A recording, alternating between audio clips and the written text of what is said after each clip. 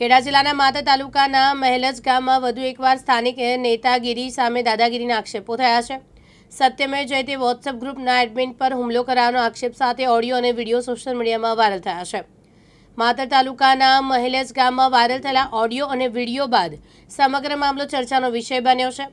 આક્ષેપ મુજબ ગામના સરપંચના પતિ રિયાઝ મલેકના ઇશારે ઇમરાન ખાન પઠાણ નામના વ્યક્તિએ સત્યમેવ જયતે વોટ્સએપ ગ્રુપના એડમિન નિશાર મલેક પર હુમલો કર્યો છે। મળતી માહિતી મુજબ 450 સભ્યો ધરાવતા ગ્રુપમાં ગામના વિકાસ કામો, સ્થાનિક પ્રશ્નોને લઈને ચર્ચાઓ કરવામાં આવી।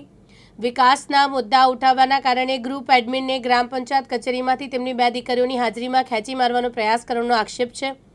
આક્ષેપો અનુસાર મારામારી બાદ હુમલાખોર દ્વારા ગ્રુપમાં જ અપશબ્દો અને ધમકીઓ આપવામાં આવી હતી, જો કે ગ્રામજનોએ વચ્ચે પડી મામલો શાંત પાડ્યો હોવાનું જાણવા મળી રહ્યું છે। હાલ આ ऑडियो ने वीडियो की पुष्टि दिव्यांग न्यूज चैनल करतु नहीं।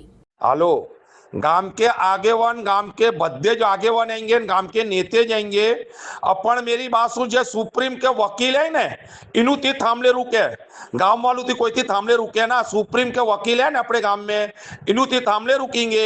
हमें तो गांव के आगेवान है, गांव के नेते जाएंगे और गांव में जो हमें करिए ये जो हमें फोन मारे तो गांव की गांव बात है हमें अने कोई अने ग्रुप वालों को लड़ने की चूल है तो मेले छोड़ अने मातरा चौकड़ी पर आवे, वादा नहीं। अने एक भी जो तरा चौकड़ी वटने कहीं मिल गया तो ग्रुप वालों को बतलाऊं कि पावर क्या चीज जाएगा।